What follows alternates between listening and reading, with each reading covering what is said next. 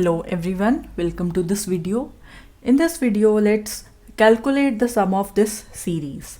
Now here we have a different kind of series as than the usual series. It is not an AP, this is not a GP, right? Moreover, we cannot identify a pattern very easily by just looking at this series. So what do we do then? So let's see how we can proceed in this particular case. So here you can see your A1, that is 3 into 8, A2 is 6 into 11, A3 is 9 into 14 and so on. So what would be your AN? So can you identify that? You can see a pattern. We have 3 here, 6 here, 9 here, all are multiples of 3. So that means you can write it like this: 3 into 1, 3 into 2, 3 into 3. And in fact, what is this 1, 2, 3? They relate to this index. So we are done with this first part here, right? What about the second part here? For the second part, can we connect it to the numbers 1, 2, 3 and so on, right? Is there a way to do that? So can you identify that? 8 could be written as 9 minus 1. 11 could be written as 12 minus 1. 14 could be written as 15 minus 1. And all of them, 9, 12, 15, they are multiples of 3. So we are writing the terms like this. And further you can write this 3 as 3 into 3, 3 into 4, 3 into 5. Correct?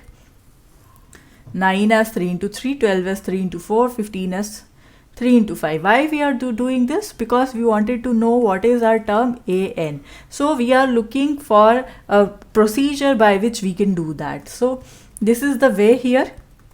Okay, once you have written your terms like this, so it is quite obvious that for the AN, our first term would be 3 into n, right? This is quite obvious. Now it would be multiplied to what? Again, you can write 3. What about but we wanted to reach at the index 1, 2, 3. Can we do that for these one? Here you see 3 is fixed, 1 minus 1 is fixed in each case. So 3 would definitely come, minus 1 would definitely come.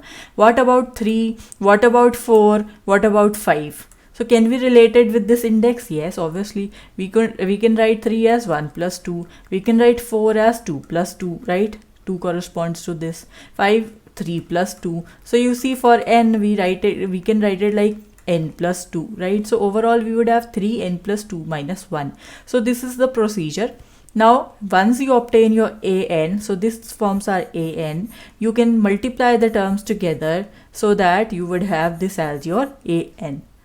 Now once you obtain the nth term containing the squares and the simple term n, it now becomes very easy to solve the sum of these particular series, right? So let's see how.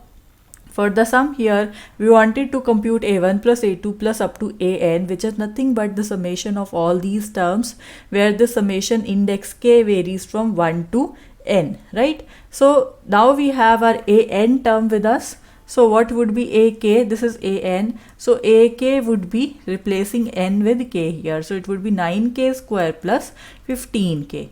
Correct? This would be your AK. So substituting the same over here. I'm sorry, it should be k and it should also be k because we are writing it in terms of k.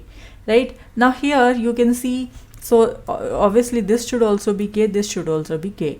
Right? Now here, because you know what is the sum of square of first n natural numbers, where this k varies from 1 to n, it is equal to n plus 1 to n plus 1 divided by 6. Right? And what does this sum corresponds to? It is n plus 1 divided by 2.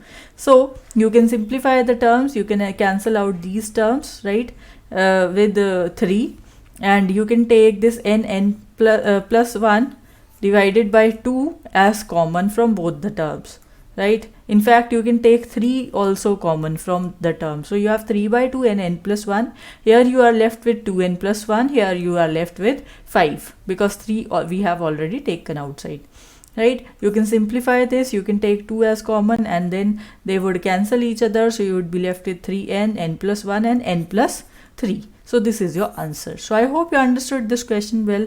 Well, that is it for this video. Thank you for watching.